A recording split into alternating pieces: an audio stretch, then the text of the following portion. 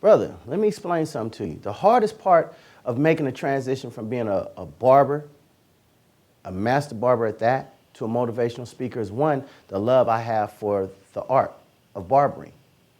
That was hard. Some years ago, a friend of mine had said, look, man, you need to get into this motivational thing and you need to just do it. Well, one thing that I knew that if I just did it the way he said do it, that means I had to give it my all, 100% motivational speaker. Well, I wasn't ready to lead a barbershop because I wasn't willing to sacrifice. As a motivational speaker, one thing you can't have is be afraid. Well, guess what? As a motivational speaker, I can honestly say I was afraid. The fear, the false evidence appearing real. I was afraid to give up the barbershop. What would happen if I don't make the money? Because I had properties to take care of. I had my mother to take care of. I had a business that needed to be taken care of, which required a lot of money. And with my position of being not only the owner, but being a master barber and managing that shop, I had to be there to make the money in my mind. So I was afraid to take the leap to jump directly into the motivational speaking.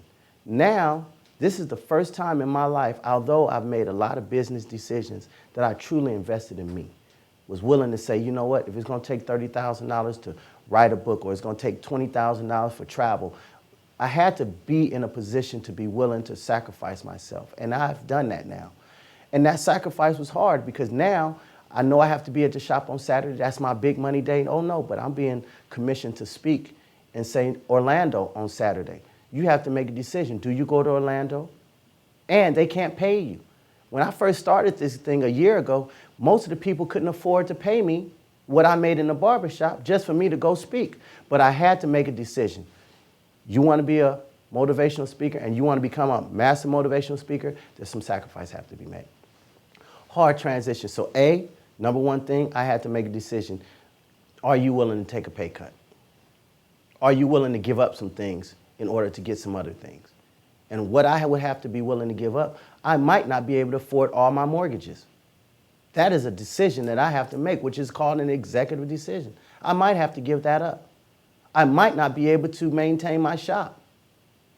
Then what you gonna do? Am I a failure at that particular point? I do not know, but guess what? I didn't have a plan B.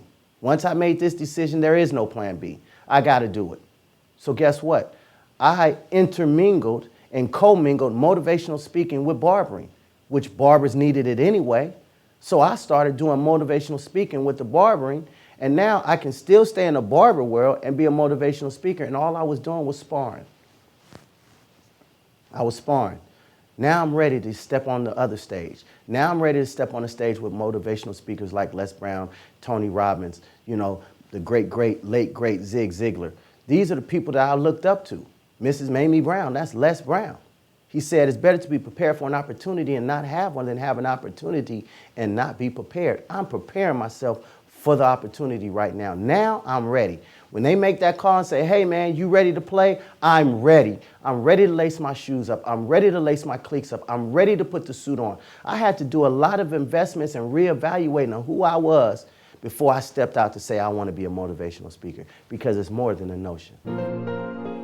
Thank you for watching A Wise Way. Subscribe to stay updated, share to pass the knowledge, or view our other videos on the left.